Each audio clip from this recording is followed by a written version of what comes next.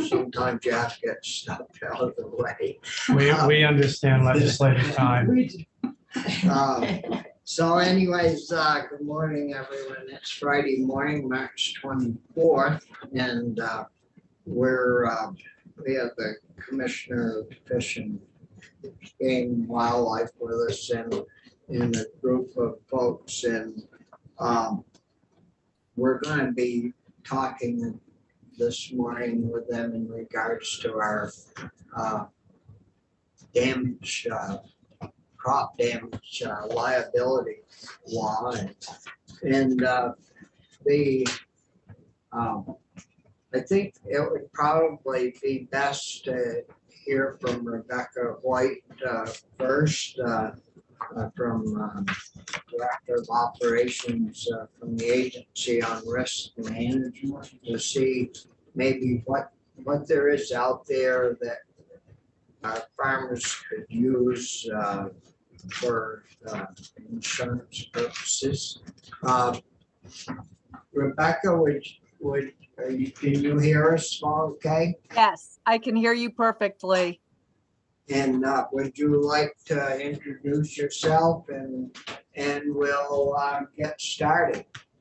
Sure. My name is Rebecca White. I'm the Director of Risk Management Operations for the Agency of Administration. And it's a pleasure to be here and to talk with all of you about crop insurance. My group, Risk Management, we really handle liability and property for the state, and also workers' comp and workplace safety. So we do not, work on crop insurance at all, but I did find out about it through our broker who has helped us work on, he helps us with the property insurance, the liability insurance, and the other policies that we have. So I can give you an overview. I also sent some handouts, which I'll share the screen too. I think that might, if I can find it. My page. All right, I'm sorry. Let me just find the screen here. Let's see now. Shoot, I'm having a hard time finding it. Well, I will just talk about it at first, though. So basically, crop insurance is provided by it's underwritten by the federal government, but it's sold by private insurance brokers and agents to farmers.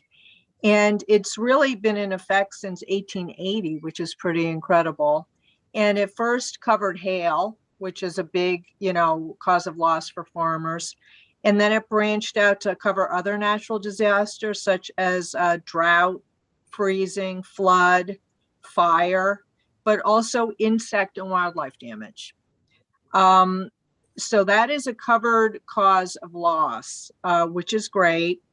The type of insurance that this is underwritten by the U.S. government, the USDA. So what I've learned is that it is relatively inexpensive, such as the National Flood Insurance Program, which is less expensive than just the private flood insurance. Although there is a deductible that the farmers would need to meet, which is about 25% of the value of their crops. But that's like any insurance, there has to be a deductible, basically. And then they would get their claim payment on a covered claim within, say, 30 days. So it works much quicker than something like a FEMA. If there were a natural disaster, that takes quite a long time to get payment. So the federal government, they have a federal crop insurance corporation, and it does discount the farmer premiums too, which is great.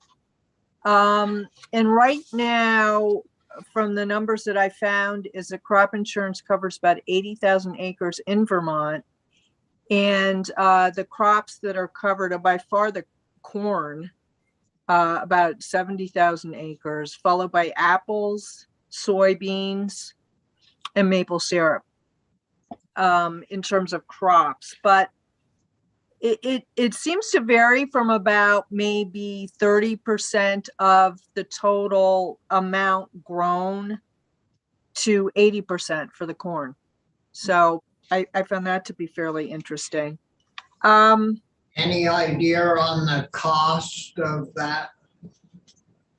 What I have been told, I do not know, because it's based on the farm's like a 5-year history of their growing, that type of a thing, and their past claims, and also their mitigation, such as if they have any mitigation against, say, the wildlife damage, or with the pests, if they're doing anything about that.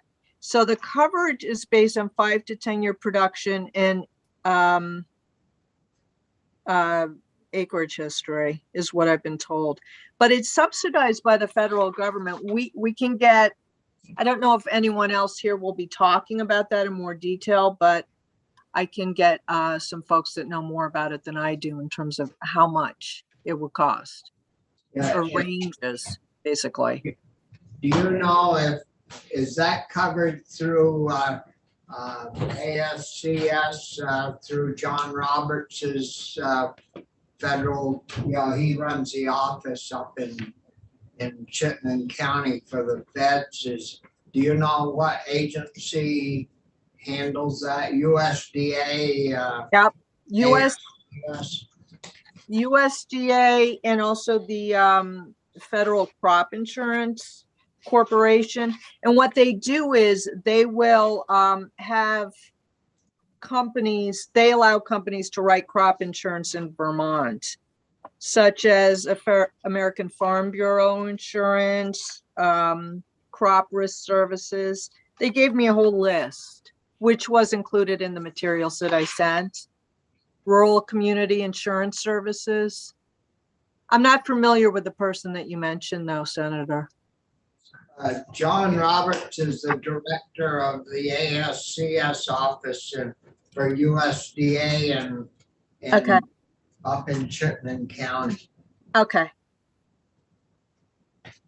I can find out.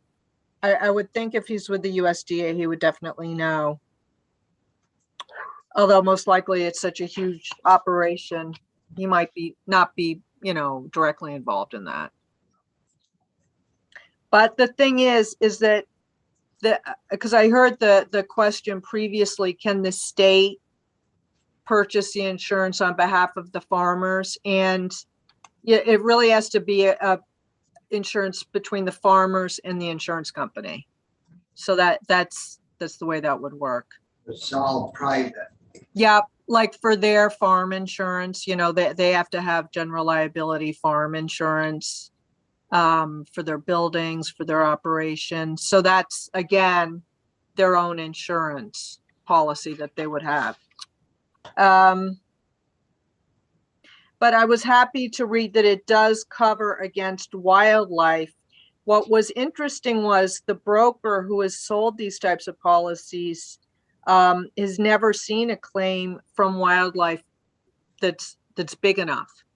So I don't know if what happened in Vermont is the taste of things to come or what, but I thought that was interesting too.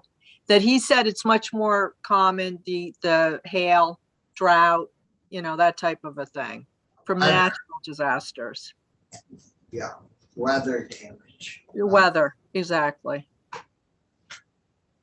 Other questions, Brian? Yeah, thank you, Mr. Chair. So I'm trying to remember back, and Commissioner Herrick's with us. As it stands now, the Fish and Wildlife Department's on the hook if a farmer files a claim for wildlife damage, for instance, against his cornfield or whatever it is. This would change that because the farmer would have to pay for the insurance, even though, as you said, I think 75-25 split. So I'd be interested, and I understand you can't give a pat answer about how much it would cost because each farm is different with the acreage and the history. But I just want to make sure I'm understanding it, that it will change for the farmer because the farmer right now doesn't have to pay anything. They look to the Fish and Wildlife Department to reimburse them. if this were to take place, the farmer would be paying something. Am I understanding it correctly?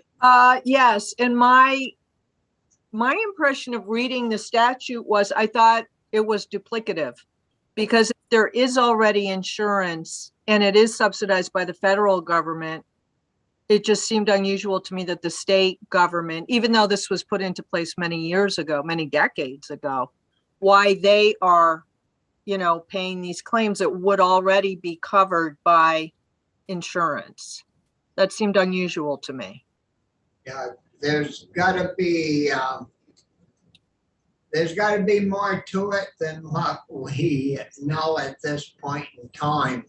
Because if the federal government was subsidizing a decent program, and they would be encouraging farmers to sign up for it, I'm sure, and that doesn't seem to be happening. So there's got to be, we need to find out more about what the federal subsidized program actually really pays for, and what the deducts are. And yeah, we'll have to drill down and get more details on the issue. I totally agree. And I didn't see, it was interesting because I got a printout, which I forwarded to you all from the USDA on the covered crops. And since bear are a problem, I don't, they go after honey.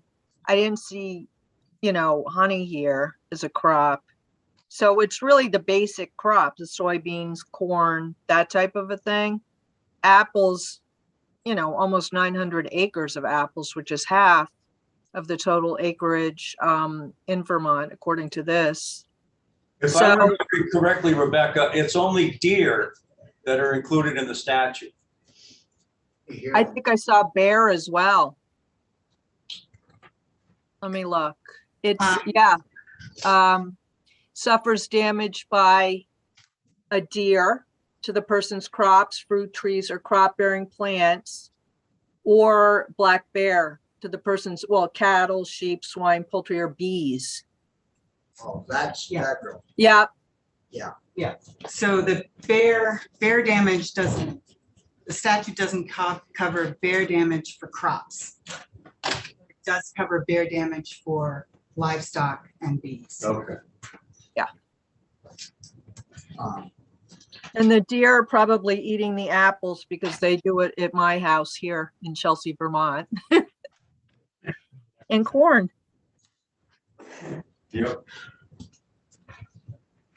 Other questions? Did you have other material that you wanted to present, Rebecca? I'm having, let me see if I can share my screen again. I was having a little bit of a tricky time with it. I think because I have too many screens open and it's not giving me the screen that I want. Which one do you want to show? I'll try to get it. Maybe Linda could pull it up. Okay. Is it the USDA one you're wanting to show? I thought the one on, it says it's the 7-page. Well, it doesn't matter. Any of them, maybe the printout that's just the big one that says Vermont crops contribute 781 million to the economy. Yeah. I'll show you that one. Yeah, that's a good one. It's impossible. Yeah, there we go. We've got it printed too. Yeah, it's a nice looking printout. Yep. Well, I'd rather have nice clear action, not nice clear printout. Is this, That's it. Yeah, I know. We want action, not just, Not pretty printout. pretty brochures here. But it's a good overview that, of course, crop insurance is, a financial backstop for the farmers, like any type of insurance that they would need if there's a fire, if there's, for the farms, if their cattle die from, whatever type of disease or fire or, weather issues. So the farmers in Vermont paid $1.2 million for the coverage. Yeah. I thought it was interesting that the insurers paid double that to cover the claims. So it seems, Yeah, so, like a better deal for us than them. That's for sure. Us yeah, being farmers. And the taxpayers, because it is subsidized by the taxpayers as well. And it really does help the rural economy, because I'm sure if farmers do have an uninsured loss, like, with what they were talking about with this wildlife damage, it can be devastating for them. well, and the big issue here in Vermont is, for the last 20 years, our bigger dairy farms have been going out and small farms have been coming in that grow a lot of vegetables. And of course, the big claim on this deal that we're talking about, it's all fruits, veggies, and very expensive crops. And I don't know if the feds would even, if their program even covers the small crops that, say if they got into a marijuana patch, outdoor grow marijuana patch that's worth $1 million and, and ate all the buds off the end of the trees, and I mean, it would be something else. Well, Yeah, I believe the marijuana, since it's illegal federally, that they wouldn't insure that. So that's another issue, so another discussion, that's for sure. get expensive. Yeah. Yeah. Any questions for Rebecca? I don't think so. Well, thank you, Rebecca. Did you have anything else for us, or are you all set? That's it. I will follow up with the broker from that works with us and see what other information I can get, and I'll certainly pass that along. Yeah, appreciate it. Thank you so much. Yeah, thank you. So, Chris, Sure. you folks want to go next? Thank you, Mr. Chair. For the record, again, I'm Christopher Herrick, Commissioner of the Department of Fish and Wildlife. I don't have a lot to add from when I was here last week, except to say I want to reemphasize our ongoing commitment to helping farmers mitigate the problem, not just with our wardens, but also our wildlife biologists, our deer management specialists, have and will continue to go out no matter how this proceeds, whether somebody has private insurance or not, to help them mitigate. That they have expertise in that area. That's something that we will continue to offer, and it would be a joint effort. People call the warden, they work out to our wildlife folks, and they go out to the farm. Just to kind of reiterate something you just mentioned, Mr. Chair, if a claim came in from one of these marijuana, it could bankrupt our ability to do our job. One claim. And I think it's important to note that this one claim that triggered this for us is substantial, but it's also rare. But the concern is, we took some risk bringing it here because now it's more public. Right. But it's a problem that we're very concerned about in terms of our ability to manage a budget. Our budget's about $29 million. One $200,000 claim. We're asking for a one-time appropriation this year of 150, but I'm taking 49,000 out of my operating budget to cover the difference. Yeah, you wouldn't want to come back too many years in a row. Correct, and I also wouldn't want to do it for 3 or 4 claims. Now, because we would be talking about potentially laying off staff. And we are, just like everybody else, and I'm not here to bellyache, but we are, our staff is spread very thin. Our wardens have taken on extra duties, as you're well aware, they're doing a great job with that, but it is pushing the limits. And so when Catherine brought this to me, we had discussions that we need to raise the issue because it doesn't seem right that the department should be underwriting. We're not an insurance agency. We are certainly aware of the problem and want to do everything that we should be doing. But I don't believe paying out claims like this is something we should be doing. And there's no way, I must have asked you this last week, the last time we talked about this. There's no way that the Fish and Game Commission can buy insurance to cover you against claims that you get from landowners. No, and I think Rebecca mentioned that in her statement. It's also not good policy. No. Because Fish and Wildlife Department's expertise is not financial management, it's not insurance, and we wouldn't want to get into negotiating what's appropriate and what's not appropriate. That is just a nut roll that doesn't make sense for us to take on. I'm wondering, Bill Lavender, of course, I wonder if someone from, is it DFR?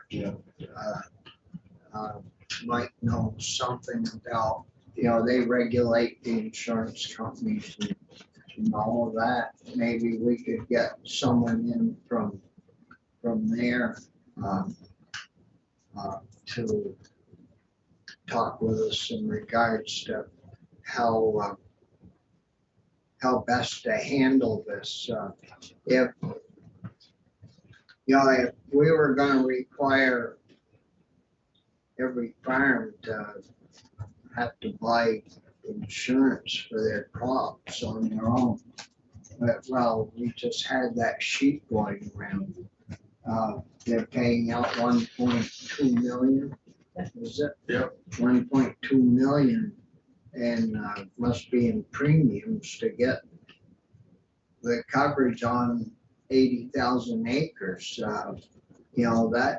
That's creeping right up, being pretty expensive. But fruits and veggies, how big an area was it that the deer did at this vegetable? I would have to defer to Catherine. Do you know, Catherine?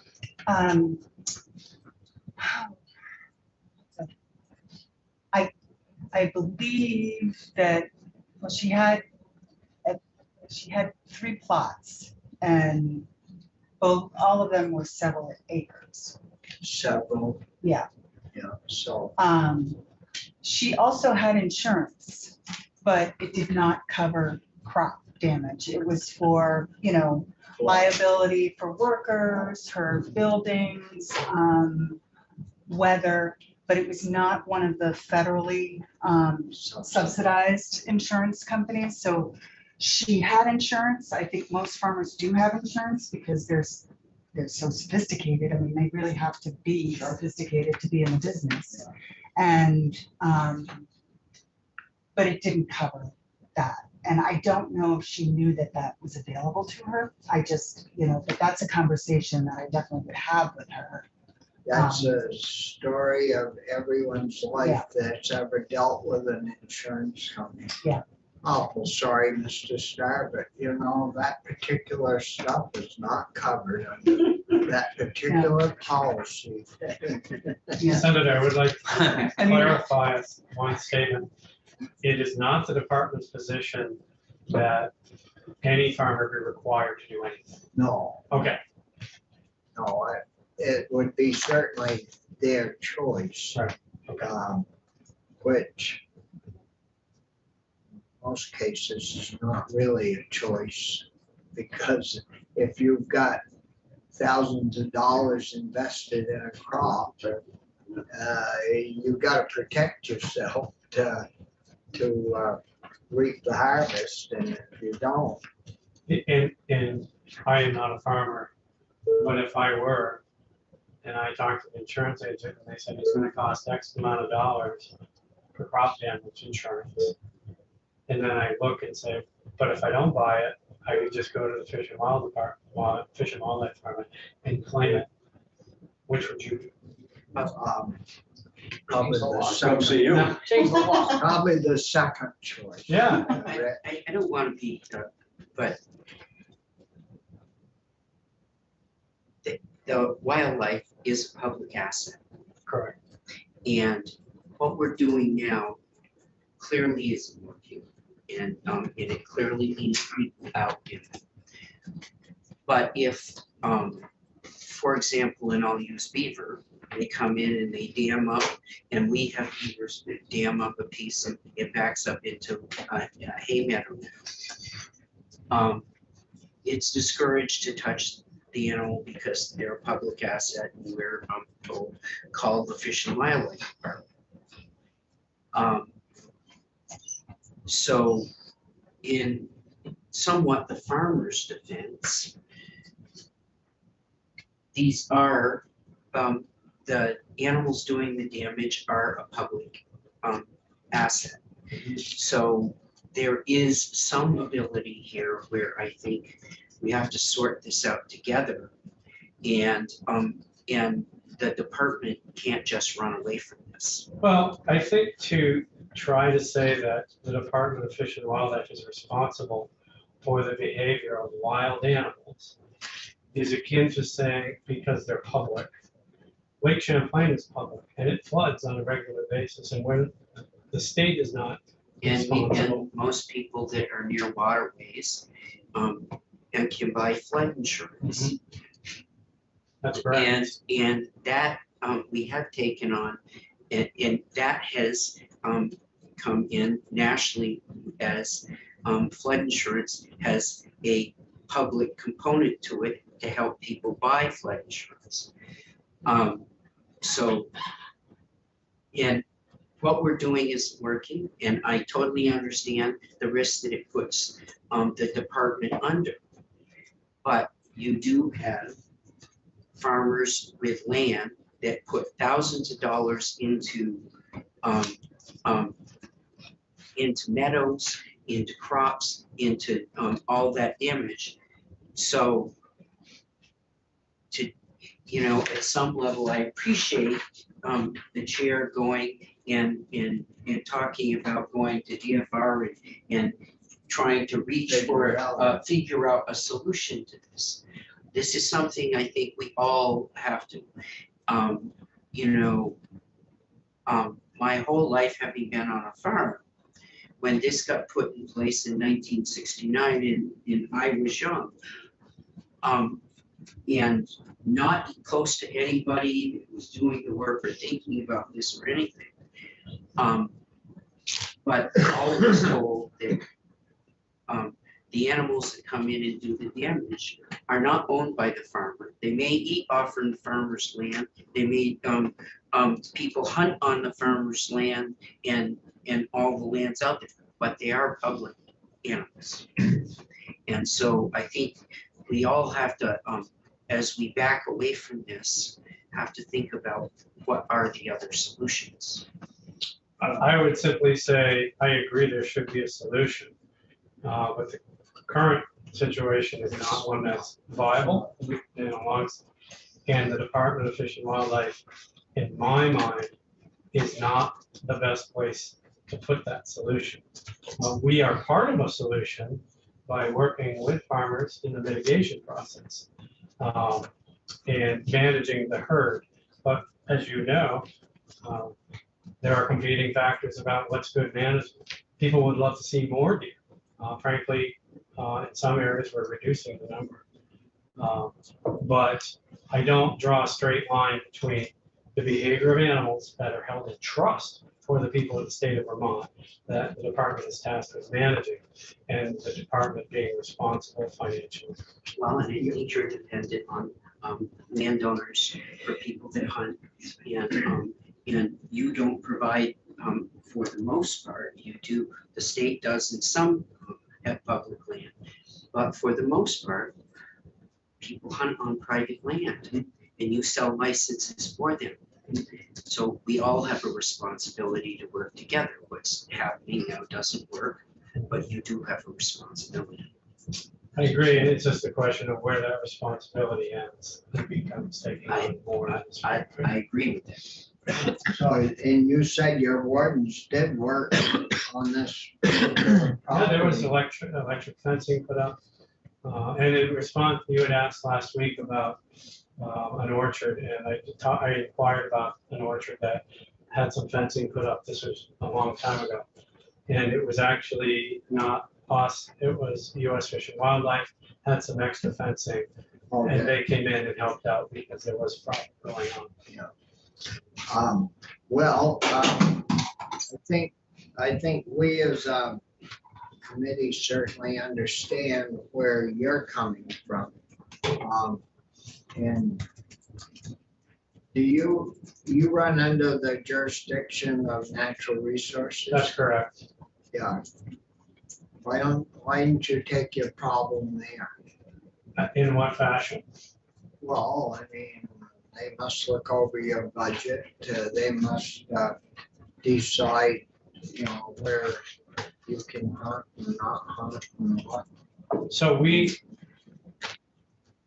when I was building our budget and this claim came in, I went to the secretary, and that's how we made a request in our budget request for the $150,000.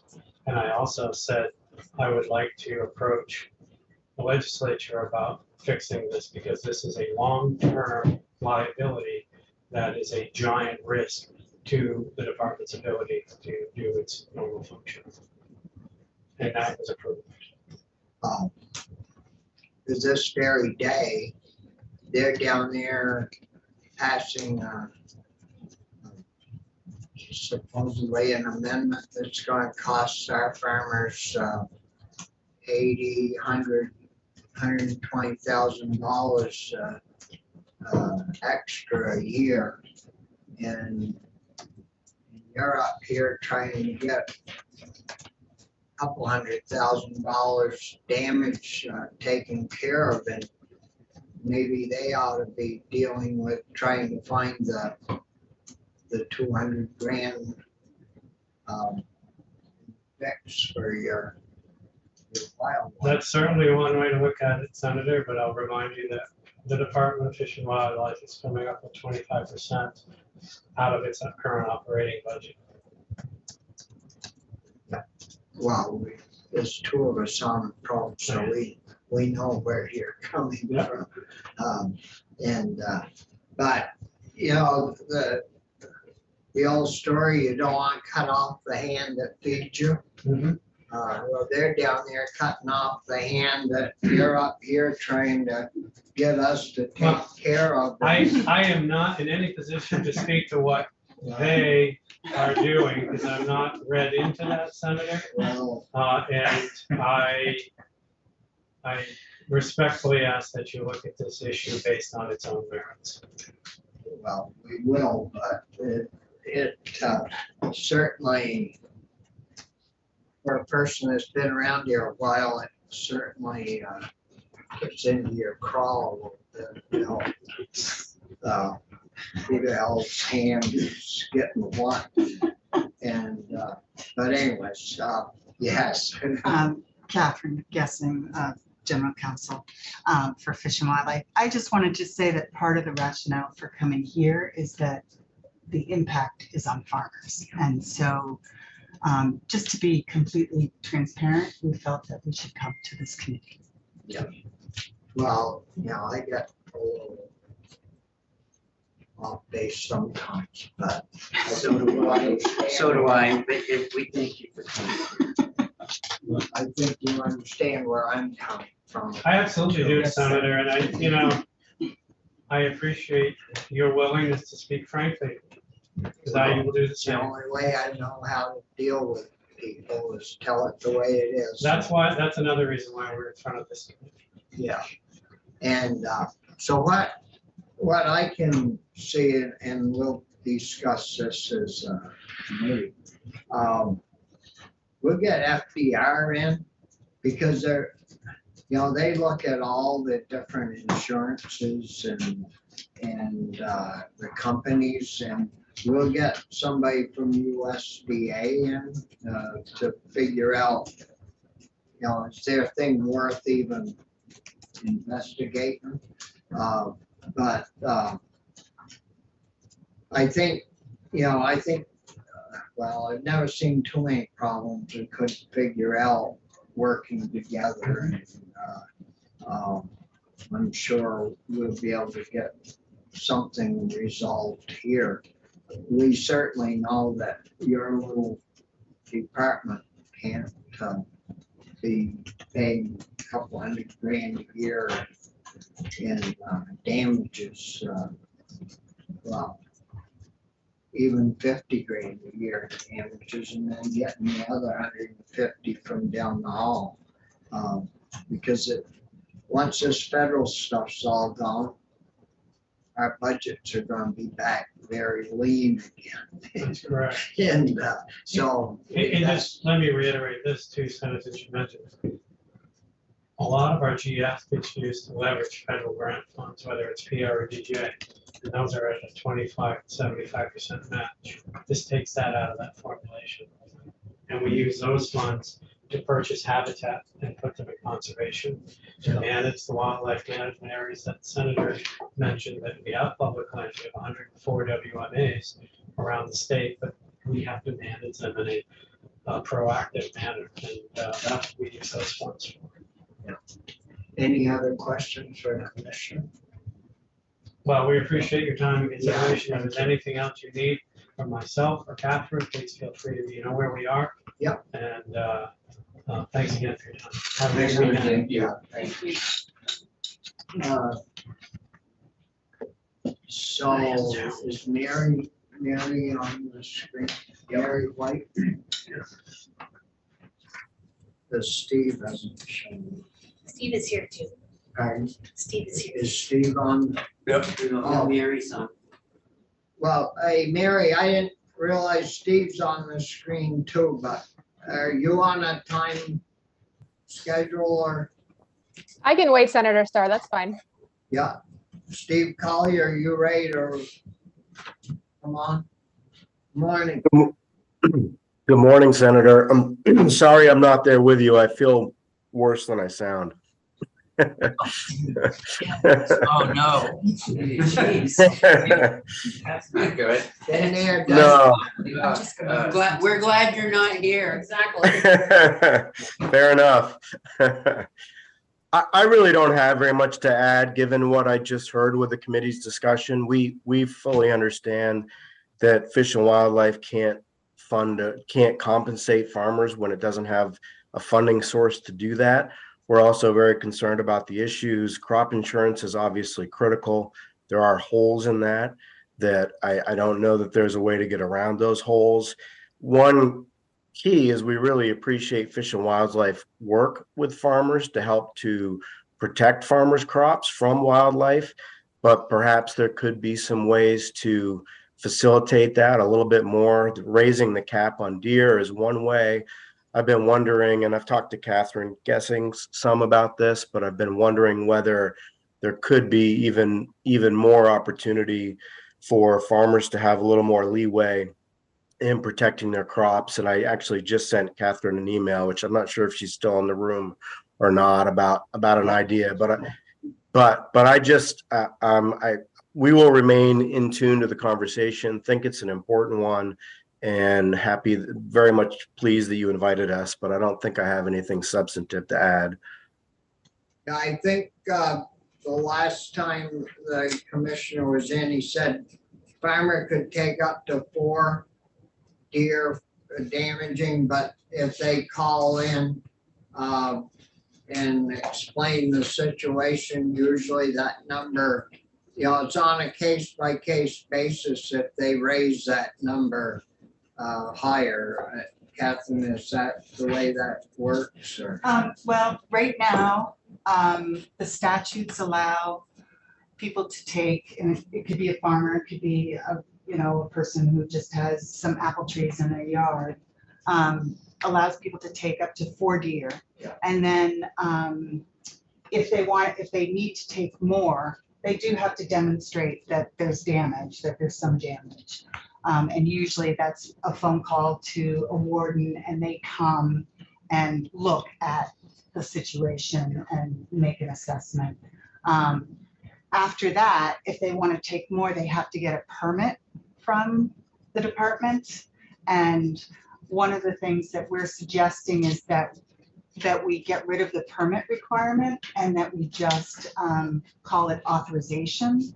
And the reason for that is that it's much easier to pick up the phone and call a warden who is potentially on duty, 24/7, than to call a staff person during the weekday. And it's a quicker sort of response time. And so what we're trying to do is to set up a system that makes it easier for farmers when they do have those issues. So I think I did send you a markup and, sort of suggested that we up the number of deer that people can take, no questions asked, and then get rid of the permit requirement. Yeah. So Just authorization. yeah. So that would be a way to try to help streamline that process. The other, Steve just sent me an idea, which I think has some merit. It may be, he's sort of suggesting issuing a special permit to certain hunters to help farmers when they have these issues. That's something that I'd have to vet with the department, obviously, and talk to them about, just to see like what are the details, other statutory changes that would need to be made. But we'll certainly have that discussion, and if we have a suggestion, we'll send it your way. Yeah, that sounds good. So you've been working with Steve or the agency? We certainly chat. Yeah. Yes, we try to maintain our good relations. So yes. Since we're diving into this, and I appreciate the suggestions in it. And bear aren't a part of this, but I all the time hear from farmers about bear, rolling in cornfields. Oddly enough, there's no limit on bear. There's no limit on how many bear you can take. The farmer. And you can contact someone to hunt for you. Yep. It does require some coordination with the warden, because the warden under the law has to issue a certification that the taking of the bear was, justified. And there's also a requirement that you field dress the bear, and oftentimes what we end up doing is donating that meat to a food shelf or something like that if there are more than one bear. Sometimes the farmers want the bear meat themselves, but sometimes they don't. So it just kind of depends on what the situation is. Yeah, they probably only take the old bear meat, the farmer. I'm sure. Well, if you've ever seen the damage they do, Oh, it's I huge. know, I've seen damage there. Yeah, we have some ongoing relationships with some farmers who have some issues. around Other bear. thing that's common is beaver. And, they back stuff up into everything, roads, they love culverts, and what happens with a beaver? So this may not be commonly known, but I hope that it's known more than not. But there is a statutory exemption to taking beaver. So we have a rule about fur bearers, and beavers are fur bearers. And there's certain seasons under the rule for taking beaver, either trapping or hunting. But there's a statute which exempts landowners and select boards and others from those rules, and allows people to take those animals if they are damaging, if they're a threat to property or persons, that whether it be a coyote or, that would be potentially a threat to a pet or personal property. So there's a waiver for all of those kinds of licensing and standards around like when you can trap and under what circumstances. So So, So what you're saying, can I, we're handling all of these things differently, slightly. slightly, yeah, and it's interesting because I think, you know, sometimes when I look at the statutes, I'm like, it can be a little confusing because, you know, there's a statute that was passed in 1961, or it's been in existence since the 20s, and then there's a statute that was passed in 1985. So, but there are different standards for fur bearers and deer and bear. And some of it is based on how we manage those and how people hunt them, but some of it is based on. Sorry. So fur bearers, well, that's deer, bear, and yeah, the most common animals that do damage, raccoons, bear, beaver. Yeah. And because they do the and deer, you know, because they get into you know, fruits, and those are the four that have the most potential. Are they all under the fur bearer category? No. So fur bearers are beaver, raccoon, coyote, lynx, bobcat, muskrat, you know, certain kinds of fisher, otter. They tend to be the smaller animals. Okay. And then big game are deer and bear, turkey. Okay. However, all of the kind of damage statutes are in the same section in Title 10. So they're all in the 4828 like area, you know. I'd have to look up the exact numbers, but they're all kind of in that area. They're all in the same little chapter. well, thank you very much. Sorry, that was I just helpful. Yeah, I don't know how it all Yeah, fits together. Well, when you get to be a game warden, you'll learn over. Mary, are you still with us? I am, yes. Yes, well, I guess you're up next. Okay, well, thank you all for having me. My name's Mary White. My husband and I run a small dairy farm in Corinth, Vermont, and we grow about 120 acres of field corn and about 300 acres of hay. As Senator Starr knows, I do wear a lot of hats, so I am also a licensed crop insurance agent in the state of Vermont. So I think I would like to provide a little bit of clarification on some of the questions that have been asked regarding crop insurance, if that's okay to do. Well, I wish I'd have known that sooner. Well, I didn't want to interrupt. You guys were doing really good. Yeah. So there's really crop insurance, as Rebecca alluded to, was designed for field crops throughout the United States. And it is a federal program and it is subsidized. The biggest thing is how the units are viewed on the farm. So our farm, for example, we insure all of our corn, which is 120 acres. The units that are available to purchase are based on your individual farm by USDA or the whole entire farm as one unit. So that's how your deductible applies. So we'll use my farm, for example. We have 3 different farm numbers, the home farm, which is 80 acres, and then 2 smaller parcels that we purchased over time, which have different farm numbers. So we view those USDA, as far as our crop insurance goes, views those as individual units that we can insure. So if you take our home farm, for example, with the 80 acres of corn, the coverage levels that are available are from 50% to 85%. So that's a minimum 25% deductible just to be able to start a claim.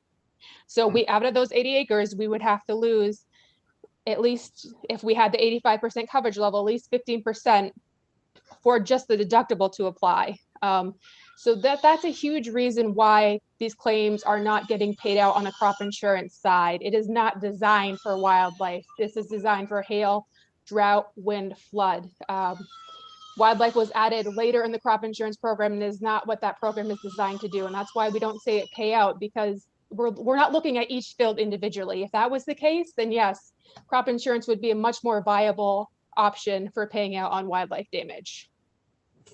Any questions? And was that very confusing? So, Want me to break that down? I mean, our big claim was on vegetables, small crops. So say if you had a 15 or 20 acre vegetable farm, how would something like that work out? Like you've got acre after acre, 300 acres of hay and 120 acres of corn. Well, what about if you only had 30 or 20 acres of vegetables? How does that shake out?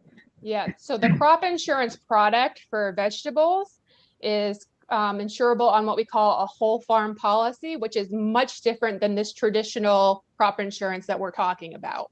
And that's really mainly based to ensure your revenue loss. It's not really designed for these types of exposures. So in MPCI policies, what we're really talking about when it comes to corn, field crops, wildlife damage, that is a different insurance product than what you would be referencing for vegetables and such. They're two different products within the same realm of crop insurance, but they are really not interchangeable, and they provide different coverages for different reasons. So vegetables really, it's not an insurable loss under federal crop insurance. I mean, you would have to show your revenue loss, I guess, depending on what endorsements you have in your policy, which gets very muddy. But in terms of vegetables, a vegetable policy is much different than a corn policy when it comes to crop insurance.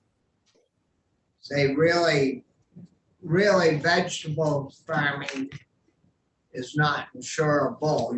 You have to insure your dollar loss. Exactly. So that must be very expensive, I would presume, right? Yeah, it's based on your sales for the most part. It's revenue protection versus the MPCI corn policies are yield protection. So your yield is what's standing in the field. That's what you're insuring versus your vegetables is more of a revenue protection. Yeah. Have you ever sold any insurance like that? To my knowledge, there is one whole farm policy in the whole state of Vermont. So that is not included in those crop insurance figures that you saw earlier. Yeah. Any questions from you?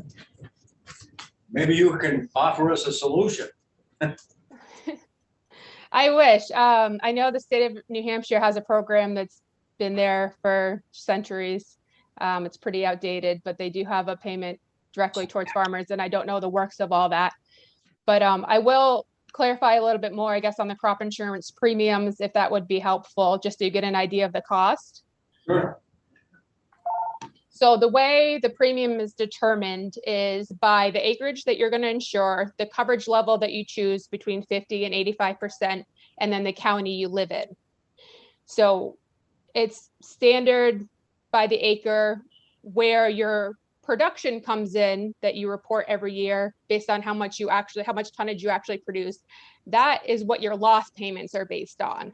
So if I was to have a loss, an insurable loss, just say we had a drought and I could, show that, okay, this field didn't perform like it usually does. I make my deductible level. That's how my payments are triggered. But your premium is determined by the acreage, your coverage selection, and your county. So our farm, for example, just so you can get an idea, we purchased the 50% coverage level on our 120 acres of corn. Our premium last year was $2,700, and the subsidy was about half of that. So it costs you $1,400. Yeah. So the feds do And help. that's at the minimum coverage level. That's at the 50%. Again, you can go up to 85. Yeah. And the reason we do that is because we understand our farm units. We have a very large farm unit at the home farm, which most farms do, of 80 acres. So, you know, you would have to have a very significant loss at that home farm. You know, we're really insuring for catastrophic loss at this point at the 50% coverage level. Other questions from here? So just to kind of go back to our own farm, last year I did put together written testimony with some photos. Out of the 120 acres, we usually only plant 100, but we've been planting in an additional 20 acres due to the damage just that has been occurring over the last 10 years. So last year we lost about 10 acres and we calculated that to be about a $10,000 loss. Again, it's kind of disheartening that we are projecting for that, but we've tried everything from buffers between the woods and the cornfield, so there's not a direct safe entryway. We've tried rotating our crops best we could, and you know, it's something that just seems, the bears seem to be getting more aggressive to find it, and they know it's there somewhere, so they're crossing public roadways to make, you know, you've seen the entrances into cornfields where the bears kind of just have their path, and we're now seeing them right across our town highways where the bears are entering these fields. So they're becoming a lot more aggressive. They know the food's there, they're going to find it. And even from our wood buffers, they're just coming at night instead of during the day. So bear hunters with trained dogs have been our best risk management tool at this point. Sounds like you got someone there that needs attention. Yes, he just woke up. Other questions from here? So out of your $10,000 loss, did you get 5 back or? what We did didn't apply for anything. Oh, We just project on our own to grow that extra corn. We worked with Fish and Wildlife in the past. We recently worked with our local game warden on some turkey damage that we've been suffering, which is a whole separate issue. But now our stored corn is being damaged by turkeys and crows, which is creating another significant loss. So we've been working with them on that just to mitigate that damage. But no, we don't apply for any funding from Fish and Wildlife for the loss. We just kind of project ourselves and grow those couple extra acres of corn. Yeah. Well, somebody's got to feed that wildlife. It's at that $1,000 an acre. It's an expensive job to do. Yeah. So we appreciate any insight you all have on this, and we appreciate future conversations between farmers and Fish and Wildlife, because I agree. I think everyone here can agree that what we are doing, you know, self-insuring this risk, so to speak, on our farm is not a great financial option for us.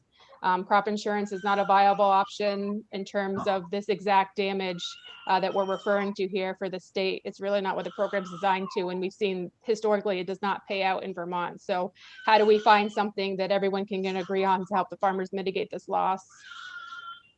Well, we certainly, Fish and Wildlife certainly got hammered on and surprised. I think we're all surprised on the amount of damage that this one farm had, $200,000. That an awful lot of money. Well, thank you very much, Mary. Appreciate your time. Yeah, you're welcome. Thank you all. Yeah. Are you an organic farmer, Mary? We are not. No, we're conventional with Cabot Agrimark. Yeah. Thanks. So Jane, good morning and welcome. Good morning. Yes. I am, you know, I have to leave in order for you to finally get a new room. Just part-time, we share. I know, but this is luxury. I have Oh, yeah. I have to say, this is quite lovely compared to the coat closet. So, Kind of out of the way, quiet, got windows. yeah. And Yeah, You're not on top of it. I like my little home. Oh, well, welcome. Thank you. Good morning. My name is Jane Clifford. My husband and I farm in Starksboro, Vermont, 5 miles just south of Heinsberg Village on Route 116. And I guess I'm. What would you like to hear? I mean, we have significant bear damage, which you have heard, and I didn't I pride myself on knowing different programs, but I did not realize that there was a program from Fish and Wildlife that paid out for damage. Only deer. Only Only deer. deer, Yeah. only deer. So because our crop damage probably, last year was upwards of $30,000. Oh. Yeah. Oh, Yeah, we planted about 375 acres of corn. Acre of corn, we're valuing between $1,400 and $1,500 an acre.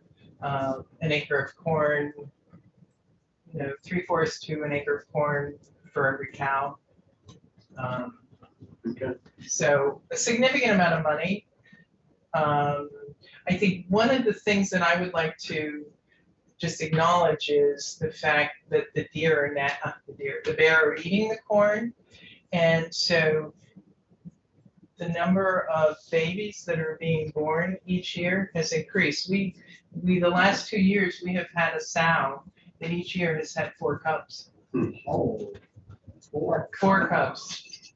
Four cubs. So we last year probably had 12 babies born just on our farm on 116. We're not in a, we have woods behind us, but they're crossing 116 and they're both on the east and west side of the road. So I think the bear population definitely in our area has increased significantly. We do engage hunters. We definitely work with the game warden. The hunters they are not wanting to shoot sows, which is fine. They are hunting the male deer. But I think that's another challenge right now is the bear are very healthy. The corn crop, it's very easy for them to eat, and they will be in the middle of the day. They're in there, and they sit and they roll. Yeah. And they just roll. And we've got drone footage of huge areas in the field that are just flat. Now, do they knock it down so they can get the cobs or? So what they sit and they start pulling, and then they roll, and so they're in another area and they just start pulling. And so when they're rolling, they just knock it down. That's how they knock it down. And do they eat that corn though that's on the ground? They eat that and then they tend to Fall asleep? throw up and start eating again. Oh, dear. Yes, it's quite, you go into the middle of field, you look on the outside, you think it's fine, then you see from the drone footage where it is in the field. And it's like, you think there was a, UFO that landed. I know Yeah. Nelson, I've seen Nelson's footage from it, Yeah. and it's unreal. Yeah, so, I mean, I don't have much more to add. I mean, we, as Mary indicated, we buy crop insurance, but it's the minimal. You're insuring for a catastrophe. Yeah. That's what you're insuring for. And I don't know if there is a solution just for the state. We're in the middle of the farm bill. Is that the conversation with how USDA funds the FSA programs for insuring crops? Because I think historically those programs have been based on the Midwest and large tracts of corn and alfalfa and wheat, whereas the Northeast is a little, the fields are smaller, the farms are smaller. I think it's a little different type of situation. So does that run out of John Roberts' office? Yes. Yeah, so Yes. we could talk to John then on that. Yeah. Right? Thank you, Mr. Chair. So if I'm getting this all together, the insurance company must be making out pretty well with folks like you, unless you file a claim every year. Which I don't think we've ever filed with crop insurance claim. So assuming it's the same kind of situation as Mary White, they get $1,400 every year and don't have to pay out anything. So, They're paying out to somebody, right, in the Midwest In the perhaps, Mid- but not, yeah. perhaps in the Midwest, yes, but I They think just it's, send the farmer out in the Midwest to check, I think, but anyway. Well, and I'm sure Jane's premium's a lot higher than Mary's premium because the acreage is Yes. a lot. Much, yeah, 375, so. Yeah, so, yeah. And we, we plant a lot of corn for us, but they're plant significant. so numbers. you don't have any winners for us on this deal? I think collaboration, I think education, I do think acknowledgement that the deer population has changed. And that, the bear population has changed. I think that piece is, and we have to, bear hunting is frowned upon by many. And I think that's a piece that through education, through communicating that we're providing a service, we're looking at how we maintain that balance. But right now, the bear population has increased greatly over the last Those 10 years. people that are pushing all that own or rent on a plot of 500 square feet and but they don't want anybody shooting bear or deer and they certainly don't want to have to pay for any damage they did. Oh. No, The commissioner has said in testimony that the incidents with bear last year, there were 1,300 incidents. I think that's his number statewide, which is a huge increase to where we were. And those were the ones that were reported. Yeah, because we didn't report anything, but there was a lot. I mean, yeah, so I think that, and so how we look at that going forward, I think is a key in how we manage this and kind of collaborate. Because it's never gonna go away, no, but it's how it's going to get worse if you keep having more babies or cubs and fewer farmers. That means they gotta get. Well, and I think the other people don't realize, they look cute there out in the field, but you don't wanna ever get between. Oh, mama and Yeah, cub. yeah. I mean, and as I said, we're right on 116. And last fall, there was a mother and she had 2 cubs. From here to the brown building up there, they would, in the field, corn was already chopped, but they were going back and forth. And it's like, no, there's no fear. So, No, they get pretty close then. yes, they get very close. Yeah. They get very close. So, thank you for your time and allowing me to Yeah, be here. well, I'm glad Nice to see you. you again. Nice seeing you in your room. I mean, I'm impressed. Yeah, this is Brian Oh. from Elon. Isn't this better than, It is, that's so nice of you to I share. rented it, I didn't. to share. It's, Exactly. sharing is caring. Absolutely. Now, every time I go in that room, I think, there's no way, I could ever go back to that. No offense, that's just too small. See, you younger guys, you expect the very best of it. I mean, we were always taught you get along That's right, you with get what you have, Thank you, Jane. You're Thanks, welcome. Jane. Yeah. So, Mr. Secretary, good morning and You want to switch and gears here? welcome. Sure. Morning. Yeah. Good morning. I have a bear of a budget proposal. Thank you, Captain. Thanks, guys. So we're gonna also see you next Tuesday. That's right. Try to get your legal life or something. I don't know what they call it. Legalize, that's right. Stamp of approval. Yeah. That's right. So you're gonna chat with us a little bit about your Yeah. program, your program, and that the governor actually unveiled in his speech.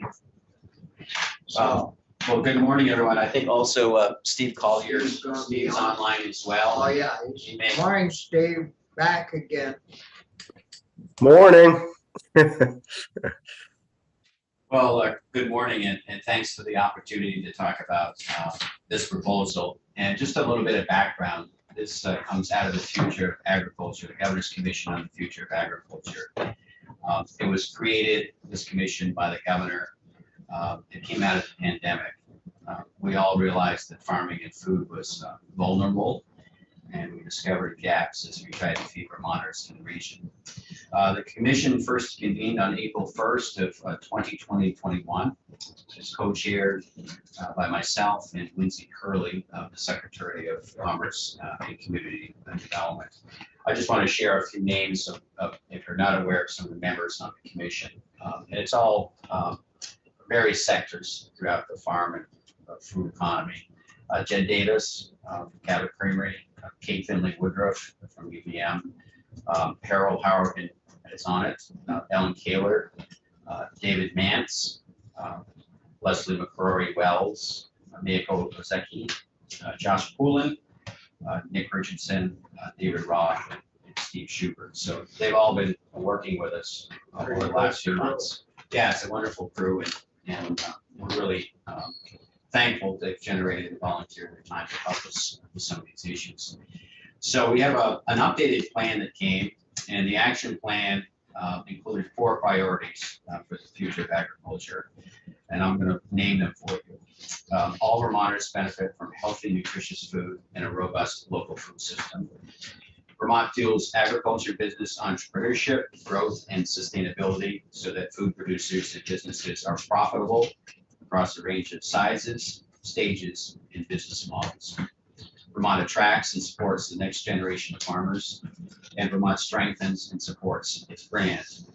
And we've made some progress in some of these areas, thanks to the investments that the legislature, the governor, and the agency have made, and all our private partners as well. But we've got more to do. So the governor has proposed in his budget leveraging some of these investments to grow the economy, the food economy, the farm economy, the overall economy of Vermont. So from that, we have proposed, the governor is behind this, investing $10 million in grant funding for small and mid-sized agriculture producers and value-added processors in 3 sectors. So they would be meat, vegetable, and the maple sectors. These areas of our food system have been under-resourced or ineligible for available funding. And this investment would be distributed to Vermont businesses specializing in meats, vegetables, and maple products. This support will help them grow and become more efficient while producing more food for Vermont and, of course, the region.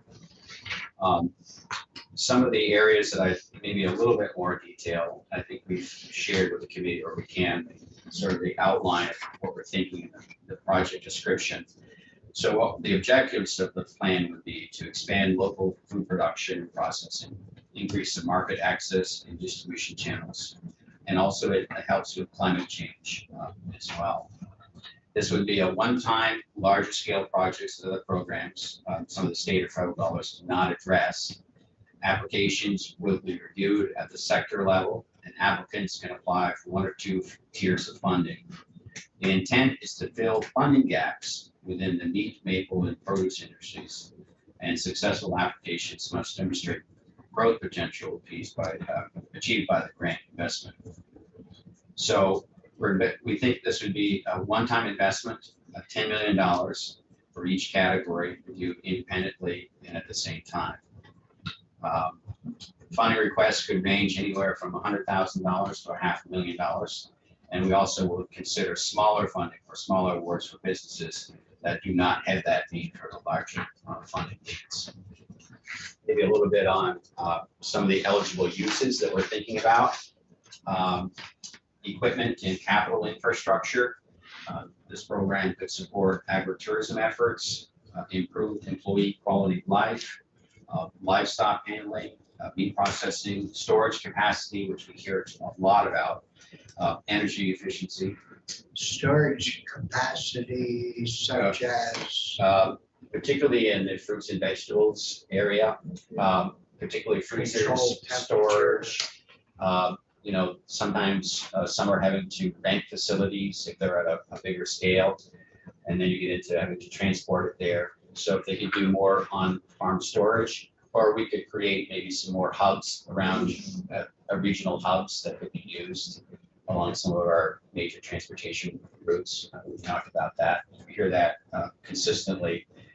You know, even if it's you know, flash freezing fruits and vegetables that could be used for later use to be important. Mr. Chairman, I have a question. Thanks, Mr. Secretary. So, you know, we're trying to, got this food hub kind of being built out through this new market that in Bennington, based on a Welch appropriation.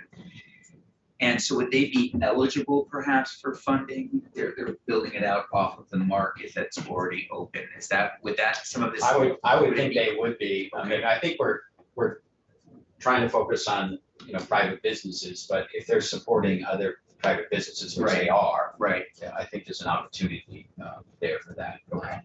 well, it's certainly needed because you can't keep expanding growing veggies and then not being able to process them That's and right. keep them Huge. for the winter months. And you've got to have that product year round. You can't. We heard from the Universal Schools, they want to be able to buy, they can't take just 30 carrots, they need it all cut up and ready to go, 30 pounds. Some other areas, land improvement might be eligible, but we want to make sure it's tied to production, market access, irrigation needs are needed because we're having, you know, the swings of weather. Permitting, engineering, and project design projects, and then year-round production or processing expansion would be another eligible use. Market development is always important. Product development, packaging is important, and also looking at more opportunities for wholesale. We think we can do anywhere from 40 to 60 awards with this $10 million. And again, the grant amount would range anywhere from 100,000 to 500,000. But of course, we'll get to smaller ones if that is the need. Some may not need that large grant. We will need to carve out a little bit of money to make sure we can manage the program. And we're thinking that would be about $125,000 for a temporary employee to help us, you know, process the grants and get them out the door. So that's in general what we're asking for. It's a $10 million one-time ask, general fund dollars. We think it's an opportunity to look at some of these sectors that we haven't had a chance because we just haven't had the dollars like we do now. But through the pandemic, we learned that we need a better regional system for our agriculture. And these areas, I think, could take off a little bit more and provide more food, both on an institutional level, as you talk about, get more food processed in an efficient way. You can get it into the hospitals, you can get it into the schools, you can get it into the colleges a little more if we had some of that infrastructure. Plus, if we had our own food or a lot of our own, you wouldn't have to worry about trucking stuff across from the West Coast and Mexico and everywhere else in the world. It would be here where you could control it. So you think 40 to 60 projects? Yeah, that's what we've done a little bit of the math on that. No, and the maple was one of the three items.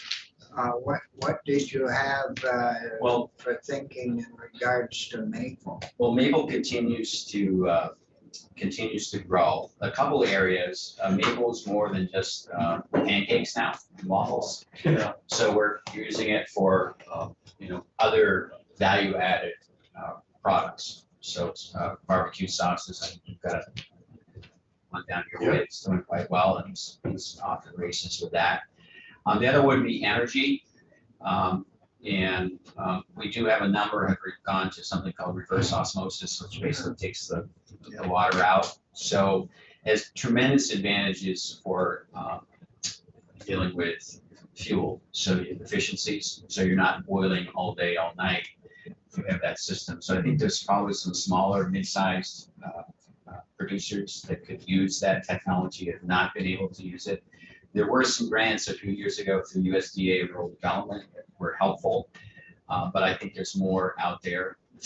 We've also looking at packaging, containers, could be another area. Containers are a big, Containers are, that was still, I think it's not been completely solved. There've been some creative ways. Packaging, labeling, all that, I think is still very important that some of our get producers can new use. technology and Yeah, new ways of so, doing that. and, so that will be on the maple side. So, Mr. Secretary, can you talk a little bit more about the meat sector? Yeah, the meat sector continues to, I've made a little bit of progress, but the investments in the meat have to be substantial because the equipment is big. We've had a little bit of progress with some USDA money that's come our way. We've had a little bit for working lands, but there's still much more to do. And just the equipment and the meat sector, you have to have a certain throughput of the animals to make it go of it. We still have not made a lot of progress in the small ruminant area with sheep and lamb, which somehow we hope maybe someday we can figure that one out a little bit more, because that's another area. And if we can't get animals processed, then people will not raise animals. We want more animals raised, we want more animals on the land.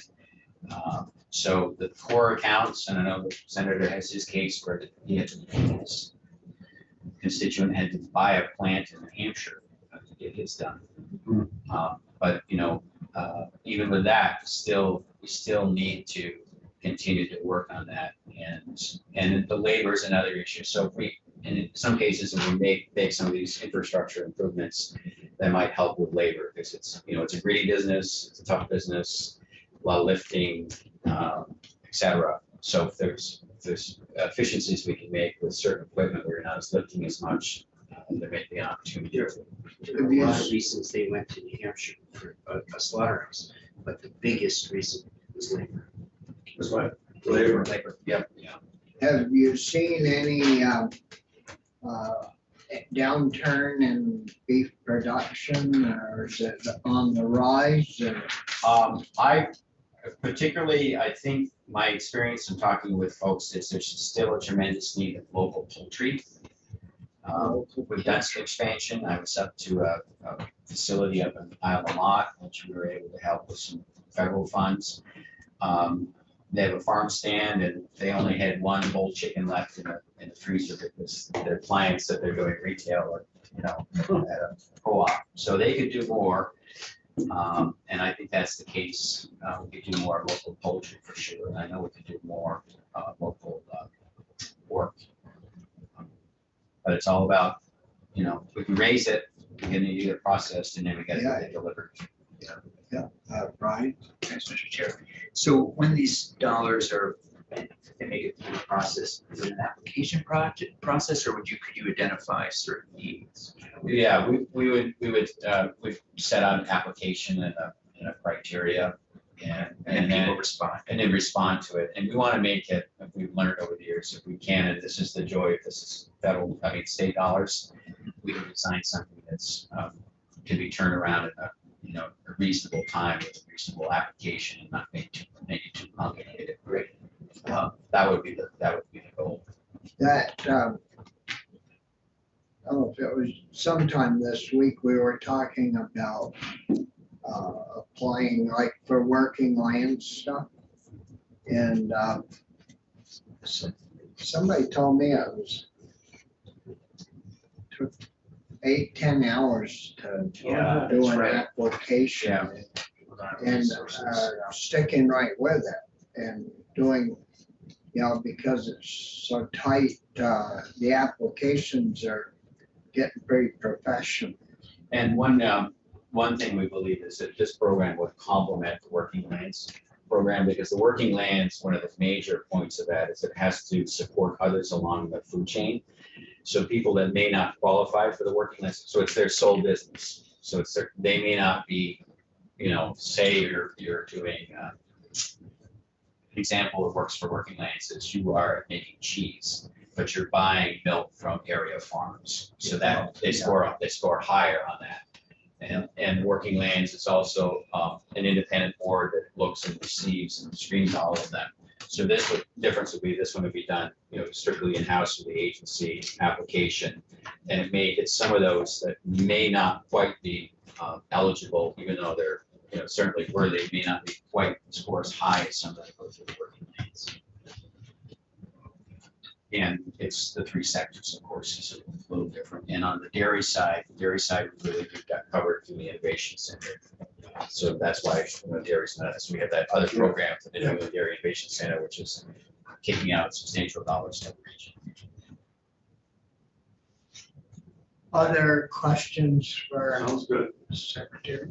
Good, well, as you all know, it's Maple Weekend, and I hope you get a chance, I hope you get a chance to visit Maple. We got June, we got enough, if you don't make it this weekend, you can make it next weekend. Yeah, two this year. Yeah, looking like it's teeing up to be a pretty decent. I haven't talked to my granddaughter and her husband to see, must be SAP's been running like heck. Yeah, it's huh? hit or miss. Some places it's been going, and other places it hasn't really opened up yet. But Who's that? yeah, well, I don't know. It's all Mother Nature. Yeah. Where the wind's blowing, where the snow depth is. Yeah. Not freezing at night. So no reports yet. Some people are doing quite well, and I know a lot of people have been boiling this week. Just don't want it to bud out. So right. Oh, no. It's And gotta it gets keep getting chilly at and night. it gets that's Yeah. the German time. It's to be budded now. Yeah. So Well, thank you.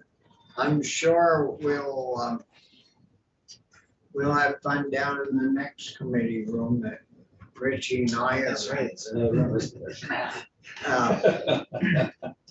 Thank you. We got about 400 million in requests sitting there in the file. I mean, it's unreal. 4 million. It's probably, it's above that. It's scary, actually. I mean, I think, I was telling the crew when I first came, we got in a wicked fight upstairs, because I was in the house, on the budget. It was $202 million total state budget. And now we've got 400 million sitting in the room for extra requests. Didn't you have one house member quit because of it? Yeah, the guy from Montgomery, was Dan too high. Woodward, he said, I'm out of here, bankrupt in the state, and I don't want to have any part of it. Stormed out of the room. We've Yeah. from two hearings that we did, we had $350 million plus. Those aren't all probably Bobby's about right with the 400, but that doesn't include any of the new programs like expansion, childcare, paid family leave, or any of those. So if you put that on top of it, I would say 600. yeah. Oh, in total, yeah. Yeah. But this is extra. And that's above the governor's So if budget. we can get you your 10, you're gonna be damn lucky, but we'll be swinging for you. We'll be fed and happy. But we gotta get to 4, right, Rick? Well, yes, but we've got to accommodate in some ways. And these are The long-term organic investments. farms are now included. There's a number of other things that Understand. Yep. Yeah, well, thank you. for All right, coming. well, good. Have a great rest of the day. It's been an extremely busy week, as they all are for you, but hopefully you get a little R&R this weekend. And Oh, I wanted to tell you and Steve too, I haven't seen Phil Bruce yet today, but we may have to drop that section 8 and 9 in the miscellaneous bill. They wanna look at it, do a review of the laws, because they said that the law is ambiguous, and Michael Grady said there's no truth to that whatsoever. But you know, around here, like I told the committee earlier, you want to be able to count.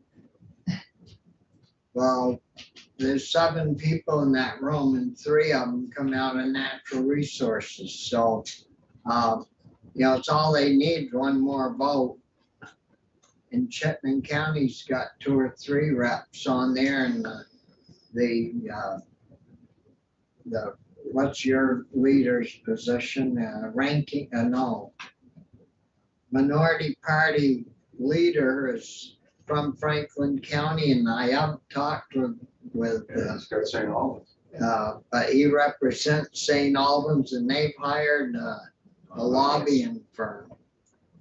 But instead of having a study of it, it's a review of the statute so that we get a clear understanding that towns and cities have no right regulating wastewater on farms. And Michael, our Michael, and your Steve swear uphill and down. You read that law any way you want, and there's no indication where they have any authority to this.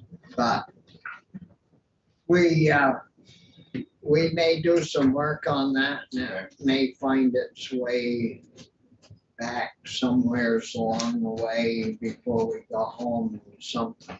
Okay, Yeah. we'll let it work its way through the process. But Phil, I know Phil doesn't want to have a major battle upstairs, and I wanted to chat with him about this because we're on the right side of that issue. I mean, it isn't like we're trying to snooker anybody and it's a lot of money to our farms. I think it may be 80 grand or something in that neighborhood. Yes, I know some are paying $10,000 fees. But if you're ever up there, those farmers in St. Albans town, they ought to band together and sue the city. I believe a couple of them may be in the building this afternoon to talk about it, Senate Finance. Well, they ought to be, because That's why my understanding there might be a couple. I know 5, I think 5 had requested to chat. I know a couple of them may be able to make it, so they may not be in the building. Michael was telling me in other states where stuff like this has happened, and they go to court, the municipalities have had to pay back the money that they received from these farmers illegally. And that would really make them smart. I think this proposal just asks, they're not asking for their money back, they're just asking for the. Just straight up stop collecting money that you've been collecting illegally. So anyway, Well, good, well, thank you for that update. Yeah, and thanks, Steve, for all your work on that. I know it's a bummer of a way to go, but Senator, is there any way that the Senate would vote on it with a caveat that if a legitimate issue was discovered in the next 2 months, that we or you could communicate to the House that we don't think it should be passed? I mean, no one has identified a legitimate legal issue to date. I don't even know where the issue is coming from, other than towns want to charge the fee, which I understand. Of course, towns want to charge the fee, but there isn't any basis to do so. So we have a couple of months to potentially work on that if there's a just throwing out an idea potentially. well, you're trying to be more realistic about straight up answer than I would be looking for. But I would keep working, and if you know, there is something that comes along that you discover, that would certainly, you add things, delete things near the end of the session, and that Yeah. would be certainly an issue that we could add on to most anything. Well, that's a good point, because we're gonna get there in SAG. Right. Yeah. Yeah. Well, thank you all for your work on it. Okay. That's a good Yeah, point. thanks. Thanks, Steve. Have a good weekend. Thanks. Bye, thanks. Bye. Thanks. Thank you, Mr. See you Secretary. Tuesday, and You bet. Be right here. roast and toast. You bet. So I guess committee, that will wrap us up. We got 15 minutes. We haven't even taken a break, and We actually, we're on at 11:30. It's 11:30 today. oh, we actually. got extra Breathe time a on little, Got a that. little extra breathing room. Yeah. Oh, good. That's- I don't know, and I don't think the floor looks too long. No, I think of, there's a couple bills we're gonna Pass over. pass over. Yeah. Senator Sears was a reporter on. Yeah. Yeah, and I've got